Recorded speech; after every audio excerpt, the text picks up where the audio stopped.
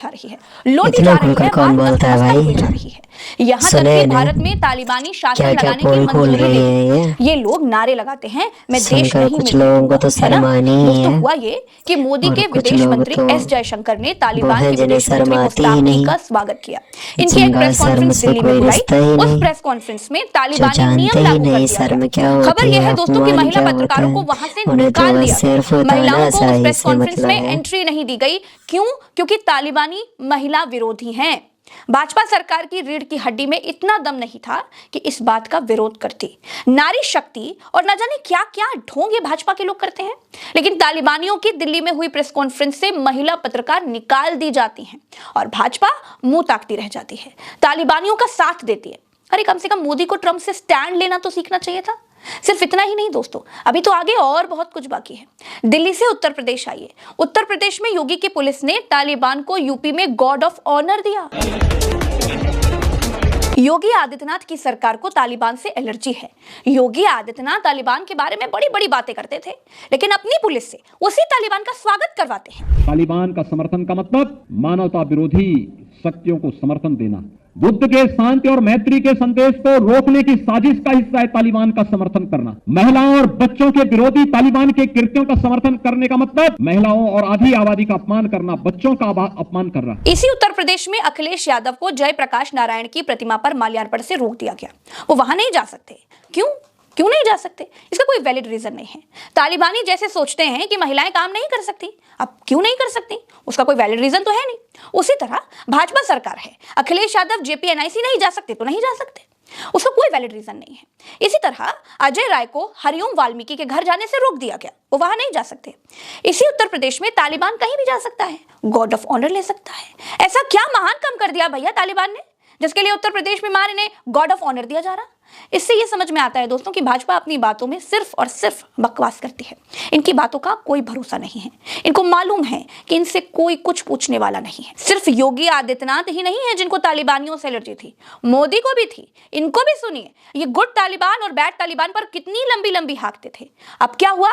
सारा आदर्शवाद हवा हो गया क्या? Good Taliban, bad Taliban, good terrorism, bad terrorism, ये अब चलने वाला नहीं है। हर किसी को तय करना पड़ेगा कि फैसला करो कि आप आतंकवाद के साथ हो कि आप मानवता के साथ हो, निर्णय करो। देखिए दोस्तों, भाजपा के दो उसूल हैं। पहला उसूल, उद्योगपतियों को अपने साथ रखो। दूसरा उसूल, जैसे भी कर सकते हो मुस्लिमों का विरोध करो। अब भाजपा फंस तब जाती है जब कोई मुस्लिम देश या व्यक्ति धन्ना सेठ निकल आता है।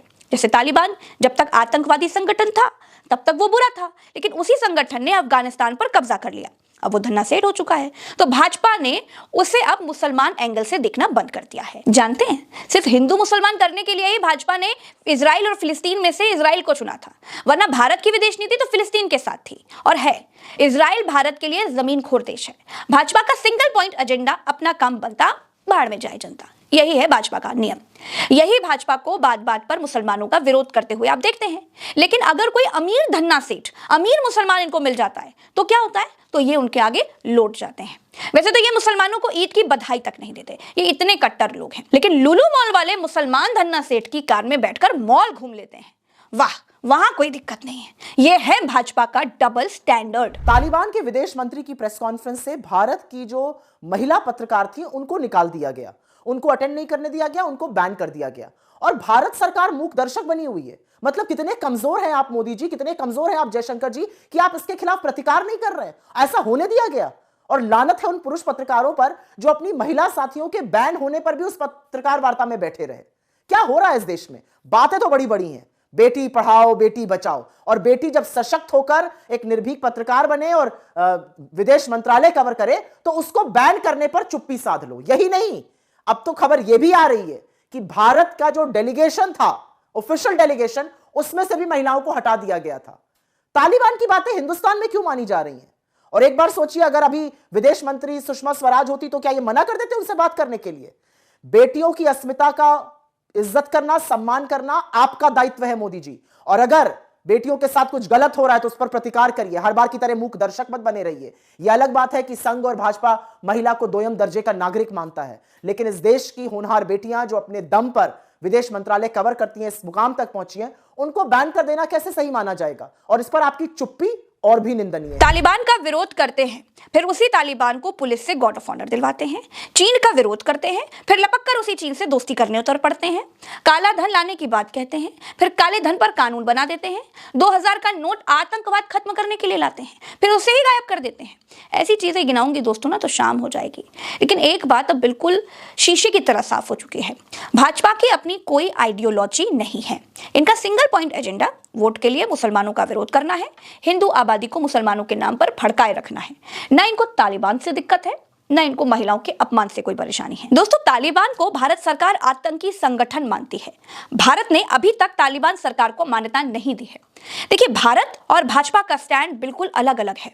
भारत ने अफगानिस्तान में तालिबान सरकार आने के बाद से अपना दूतावास तक बंद कर दिया था, लेकिन भाजपा ने तालिबान के लिए भारत के दरवाजे खोल दिए। खैर, अब ये समझने की भी जरूरत है कि तालिबान अफगानिस्तान में आया कैसे। इस पर भी जल्दी से नजर डाल लेते हैं, क्योंकि ये समझना बहुत जरूरी है। वैसे ऑलरेडी वीडियो बहुत लंबा हो चुका है, लेकिन आपको ये समझाना भी जरूरी है, इसीलिए इस पर नजर डालिए। दोस्तों, 1990 के दशक की शुरुआत में अफगानिस्तान में सोवियत संघ की हार के बाद अलग अलग मुजाहिदीन गुट आपस में लड़ने लगे। इसी अराजकता में मुल्ला उमर के नेतृत्व में 1994 में तालिबान नाम का संगठन उभरा, जिसका मतलब है छात्र। तालिबान ने इस्लामी शरीयत लागू करने के नाम पर लोगों को सुरक्षा और व्यवस्था देने का वादा किया। तालिबान पहली बार सत्ता में 1996 से 2001 में आया। 1996 में तालिबान ने काबुल पर कब्जा कर लिया और अफगानिस्तान में इस्लामी अमीरात की घोषणा की। उसने सख्त इस्लामी कानून लागू किए, जैसे महिलाओं की शिक्षा और काम पर रोक, टीवी, संगीत और फिल्मों पर प्रतिबंध, सार्वजनिक रूप से सजाएं दी जाती थी। तब सिर्फ 3 देशों ने तालिबान को मान्यता दी थी, जिसमें थे पाकिस्तान, सऊदी अरब और यूएई। इस सरकार का 2001 में पतन हो गया। 11 सितंबर 2001 यानी 9/11 के आतंकी हमलों के बाद अमेरिका ने तालिबान पर आरोप लगाया कि तालिबान ओसामा बिन लादेन और अल कायदा को पनाह दे रहा है। अमेरिका और नाटो सेना ने अफगानिस्तान पर हमला किया और तालिबान शासन गिर गया। इसके बाद एक लोकतांत्रिक सरकार बनी और अमेरिकी सेना अफगानिस्तान में 20 साल तक रही। अमेरिकी सेना की वापसी 2020 में अमेरिका और तालिबान के बीच दोहा समझौता हुआ, जिसमें अमेरिका ने सेना हटाने की घोषणा कर दी। जैसे जैसे अमेरिकी सेना निकली, तालिबान ने एक एक करके अफगान प्रांतों पर कब्जा करना शुरू कर दिया। 15 अगस्त 2021 को तालिबान ने बिना लड़ाई काबुल पर कब्जा कर लिया और राष्ट्रपति अशरफ गनी देश छोड़कर के भाग गए। इस तरह 20 साल के बाद तालिबान दोबारा